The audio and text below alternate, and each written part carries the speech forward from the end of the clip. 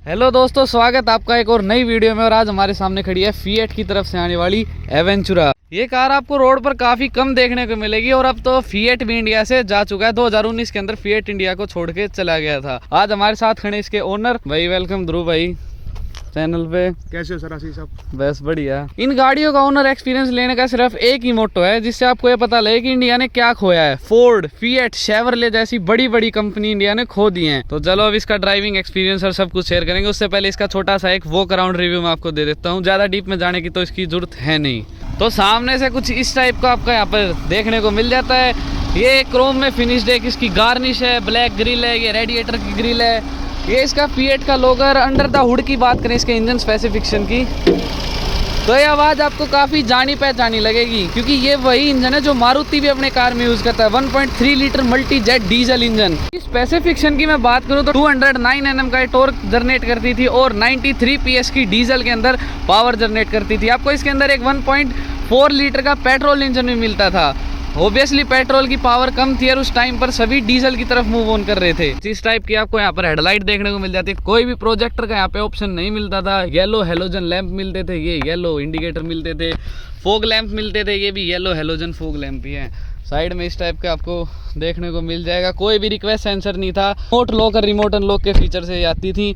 Grab handle भी आपको पुरानी कार की तरह यहाँ पे दिखते थे, लेकिन आप इन डोर्स की थर्ड देखो। ये चीज़ आज के दिन आपको कार कोई भी नहीं देती। बड़ी महंगी महंगी कार देती है। Tata safari, jeep compass, Tata Harrier, Innova होगी, ये इस टाइप की कार देती है। लेकिन उस टाइप में आपको 10 लाख रुपए में ऐसी चीज़ मिलती थी। ये इसके अलॉय व्हील थे, 16 इंच के ऑप्शन के साथ आते थे। 195/55 इसकी प्रोफाइल है। और इसकी स्टेपनी भी फोर्ड इको स्पोर्ट की तरह पीछे ही आती थी, लेकिन इस भाई ने हटा रखी है। आपको पहले थार की तरह ये डोर यहाँ पर हिंज था, थार की तरह पहले उसको खोलना पड़ता था और स्टेपनी यहाँ पर माउंट होती थी। बात करें इसके बूट की, तो ये अब ऊपर ही खुलता है इसका बूट। काफ़ी छोटा बूट है यहाँ पे। अंदर इसके स्टेपनी की जगह भी थी। आप इस कार के अंदर 2 स्टेपनी रख सकते थे आराम से। एक अंदर जगह दे रखी है और एक बाहर माउंट हो जाती थी। अगर बात करें इसके डीजल टैंक की, तो निसान, फिएट, इनके टैंक आपको राइट साइड में देखने को मिलते थे। अगर इसकी कैपेसिटी की बात करें तो 45 लीटर का एक टैंक आता है। अब चलते हैं सीधा कार के अंदर और इसका ड्राइविंग एक्सपीरियंस और ओनरशिप एक्सपीरियंस शेयर करते हैं। इंटीरियर देखना है तो कुछ इस टाइप का आपको इंटीरियर मिल जाता है।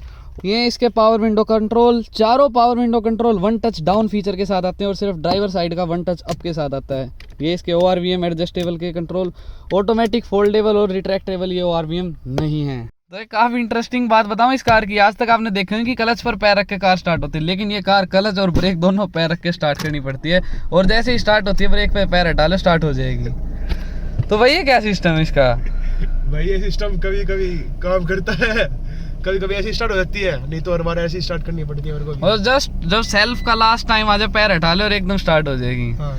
भाई चलो क्या क्या हो सकता है पता नहीं। ये देखो इसकी वाइब्रेशन कैमरे में नहीं दिख रही, पर असली में बहुत ज़्यादा वाइब्रेट करती है कार।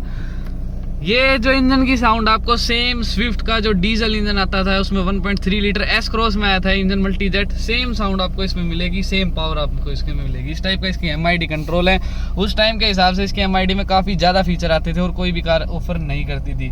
कोई भी टच स्क्रीन का यहाँ पर ऑप्शन नहीं मिलता। फुल्ली ऑटोमेटिक क्लाइमेट कंट्रोल मिल जाता है। कभी होल साइड में बोतल होल्डर कोई ऑप्शन नहीं मिलता। बिल्कुल एक रो कार है। रियर सीट की बात करें तो काफ़ी कम रियर सीट स्पेस है इसमें। चलो भाई चलते हैं अब इसका ड्राइव। हॉर्न इस टाइप का इसमें हॉर्न देखने को मिल जाता है आपको। तो देखो जो डीजल इंजन की ब्यूटी है ना, वो ये है कि आप रेस तो आपको देनी नहीं पड़ती, बस आप क्लच दबाओ और you are ready to go. तो भैया इसके किस चीज़ की आवाज़ है? Seat belt. तो भैया सीट बेल्ट कितनी घटिया आवाज़ है इस गाड़ी में, लगा ही देते हैं हम। तो जब आप गाड़ी लेने गए तो आपको कौन कौन सी गाड़ी देखने को मिली थी? मतलब एवेंचुरा ही क्यों, और कोई सी नहीं पसंद आई? भाई वो पापा का दोस्त था, गाड़ी ले गया वहाँ, भाई गाड़ी बेचनी है मेरे को। तो फिर हमने पहले दिन देखी भाई गाड़ी। भाई इसके सही में काफ़ी हैवी डोर है, काफ़ी हैवी डोर और काफ़ी हैवी फिनिश। अंदर जब मैं बैठा मेरे को देखते एक बार पसंद आ गई थी, क्योंकि उस टाइम में जब मैंने 2018 में गाड़ी ले रहा था 4.5 लाख में, एक तो ये स्टीयरिंग कंट्रोल दे रखे इस पर सारे, और एक मेरे को ये नया फीचर लगा था। ये फीचर, हाँ, एक तो कंपास दे रखा है इसमें, एक मतलब गाड़ी कितनी टिल्ट हो रही है इस साइड लेवलर। हाँ, एक लेवलर भी दे रखा है। ये अलग लगा, इसका वैसे कुछ मतलब तो है नहीं इतना, पर ये इतनी ऑफरोडिंग कर नहीं सकती, 4x4 नहीं है ये कार, हाँ। 4x4 की मतलब की चीज है। पर चलो अच्छी बात दे रखी है, कुछ डिफरेंट ट्राई और करा। प्राइस पे भी हमको अच्छी मिल रही थी। तो मतलब आपको इसकी बिल्ड क्वालिटी और पसंद आई थी? हाँ, बिल्ड क्वालिटी, और उसमें 2 स्टेपनी लगती है, स्टेपनी में 2 लगती है इसके अंदर। और एक तो डीजल इंजन है, मैंने जैसे ही रैप करा इसकी साउंड भी अच्छी लगी, और फिर इसको चलाने गया जब एकदम पिकअप। तो वही मतलब टोटली देखो, ये कार जो थी ना, ये सारी ड्राइवर्स एंथुसियास्ट कार थी।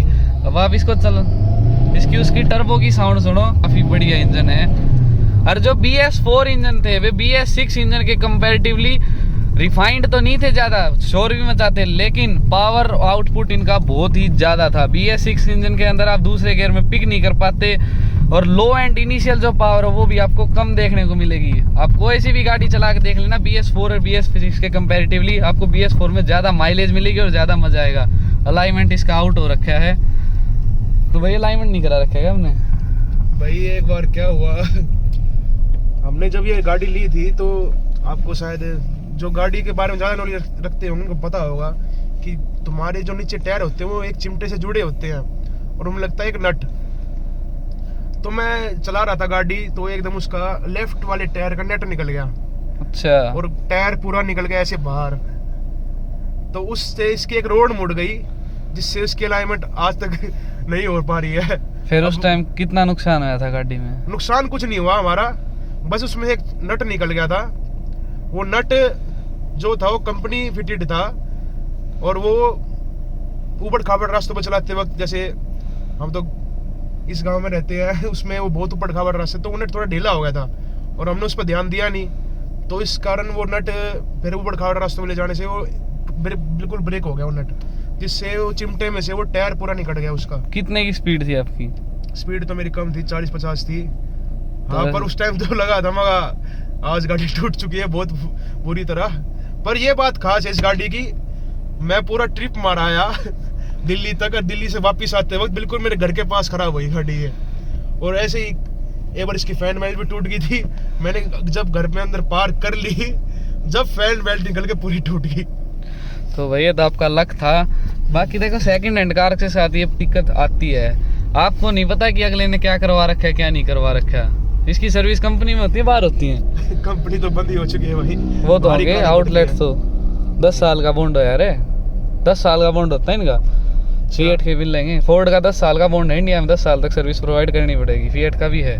क्या कॉस्टिंग पड़ जाती है भाई? सर्विस कभी मैंने पर्सनली तो नहीं कराई है, बस ऑयल चेंज होते हैं, एक तो सारे ऑयल डलते हैं, और बाकी जो कोई सारे कितने गियर ऑयल हर बार थोड़ी बदलता है? गियर ऑयल नहीं, इंजन ऑयल डलता है हर बार। अच्छा, एक इंजन ऑयल और एक कूलेंट बदलता है। 15,000 रुपये होते हैं, 10,000 रुपये हम कराते हैं, इसके 10,000 कराते हैं। अच्छा, कंपनी कितने में रिकमेंड करती है? कंपनी में गए थे एक बार, कंपनी तो थी ही नहीं वहाँ पे। अच्छा, तो ओनर्स मैनुअल में नहीं पता कितने की होती है, शायद 10 पे ही होती है। देख मैं बताता हूँ, एक बार इसके रेडियो में ना देखो, आपको ब्लूटूथ भी दे रखा है और काफी फीचर दे रखे हैं इसके अंदर। हमने कंपनी नहीं दी तो इसमें बहुत दिक्कत आई हमको। इसमें एक की लगती है, और वो की क्या है, उसमें क्या पासवर्ड है वो पता नहीं। देखो इसमें ये जो है, ये पेन ड्राइव का दे रखा है, ओस का दे रखा है, ब्लूटूथ का भी दे रखा है। पर कंपनी के अलावा इसको कोई चालू नहीं कर सकता। तो भाई ये तो है, इनको कोई हाथ नहीं लगाता है। अगर आप ये गाड़ी लेके जाओगे तो इनको कोई हाथ नहीं लगाता है। वहाँ अगर आप इसकी एक्सेसरीज या कवर की जगह पे भी लेके जाओगे ना नॉर्मल दुकान पे, तो आपके सीट कवर जरूर डाल देंगे, डैम्पिंग वगैरह कर देंगे, लेकिन फालतू पुंटो के मिलेंगे आपको, वेंचर का फिर भी नहीं मिलेगा। हाँ, तो इनके साथ पंगा भी नहीं लेता कोई फालतू खोल के कि हाँ मैं कर दूंगा, डैशबोर्ड पे लेदर लगा दूंगा, कोई नहीं छेड़ता इन कार को। ये तो इनके साथ दिक्कत है। इसकी टॉप स्पीड वगैरह कितनी कर रखी है आज तक आपने? भाई मैं आज तक ले गया इसको 170 भाग लेती है। 170 मैं इसको ले गया हूँ, और 140 तक तो ये लगा कि गाड़ी बिल्कुल स्टेबल है, अच्छे से चला रहा हूँ मैं। उससे ऊपर जाते ही ऐसा लग रहा है गाड़ी उड़ रही है अब। अच्छा, स्टेबिलिटी खाली थी, बैठे थे सारे।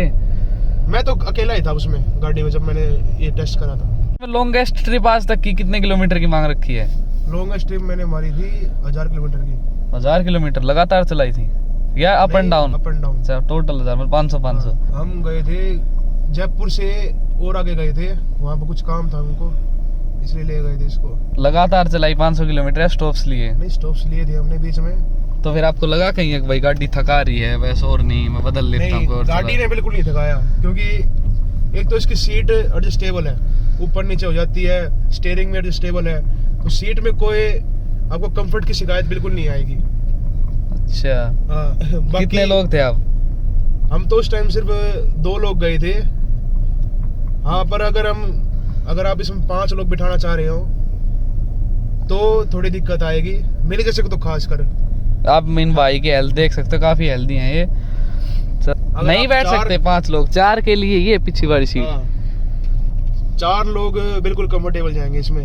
हालांकि ये 5 सीटर है, पर जो इसकी पीछे वाली सीट है इसमें लेग स्पेस थोड़ा कम है।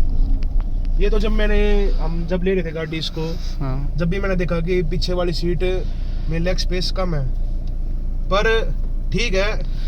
पर भाई शायद इसके हाँ। चलाने के उसके फैन हो गए। मैं तो चलाने भैया अच्छा लगा। सच्ची में डीजल जो इसकी पावर है भाई नेक्स्ट लेवल है। देखो डीजल इज अ डीजल के कोई मुकाबला नहीं है। चाहे आप पेट्रोल का V8 इंजन ले आओ, जो डीजल की ब्यूटी है, लो एंड टॉर्क आप इसका देखोगे तो कहीं से भी दूसरे गियर में आप उठा लो, दूसरे में उठ जाएगी। जो सिटी के अंदर आपका ट्रैफिक होता है, बम्पर टू बम्पर ट्रैफिक, उसके अंदर आपको डीजल का जो मजा है वो और कोई गाड़ी नहीं दे सकती। तो आज तक आपने कितना खर्चा कर लिया इसकी सर्विस वगैरह पे? मतलब लोग बाग कहते हैं कि फिएट होगी, फोर्ड होगी, शेवरले, वॉक्सवैगन जैसी ये कार काफी कॉस्टली पड़ती हैं, इसलिए मोस्टली लोग होंडे या फिर मारुति सबसे ज्यादा की कहते हैं कि सस्ती है। भाई खर्चा इसका, एक तो देखो, अगर आप ऐसी गाड़ी ले रहे हो तो इसके पार्ट्स हर जगह अवेलेबल नहीं है। हाँ, ये तो इनमें दिक्कत होती है। पार्ट्स हर जगह अवेलेबल नहीं है, तो उसके लिए आपको दूसरी सिटी जाना पड़ता है, किसी बड़ी सिटी में जाना पड़ता है। और वहाँ पे भी वो पार्ट्स अगर अवेलेबल है तो या तो शिफ्ट के जुगाड़ू काम ज़्यादा चलता है फिर गाड़ियों में। और अब तो इसकी कंपनी भी चली गई है, अब तो और कंपनी दिक्कत चली आती गई होगी। है। हाँ, जैसे अपने नट है, ये चिमटे के जो नट है, ये हमने किसी लुहार से लगवाए हैं। अब लुहार ने बिल्कुल फिट करे हैं उसके अंदर, क्योंकि हमने बाहर नट लगवाए थे, दोबारा अच्छे वाले लगाए थे और बहुत, वो भी ब्रेक हो चुके थे, तो फिर ब्रेक हो गए थे। फिर किसी लुहार से हमने पूरी ठुकाई करवाई चिमटे के नटों की, जब जाके अब ये बहुत स्टेबल है। तो देख रहे हो आप भाई का कितना स्ट्रगल है। और इसमें उल्टे साइड कंट्रोल हैं, मतलब इंडिकेटर लेफ्ट साइड में आपको मिलता है और वाइपर के कंट्रोल आपको राइट में मिलते हैं। तो अगर बात करें ओवरटेक की, ओवरटेक करना देखो इसमें कोई मुश्किल वाली बात नहीं है। ये है ना, दिक्कत काफ़ी आती है जब ओनर शिफ्ट होते हैं, डीजल से जो पेट्रोल पे शिफ्ट होता है ना, उसको काफ़ी दिक्कत देखने को मिलेगी। जब भी ओवरटेक करेंगे रेस पे पैर दे के बैठ जाएंगे और वो गाड़ी चलेगी नहीं, बिल्कुल भी टॉर्क नहीं होता ना पेट्रोल के अंदर। अब इसकी बात करें स्टेबिलिटी की, तो भाई काफ़ी अच्छी स्टेबिलिटी है। बस अलाइनमेंट थोड़ा ख़राब है, एकदम इधर भागती है, स्टीयरिंग छोड़ देगी।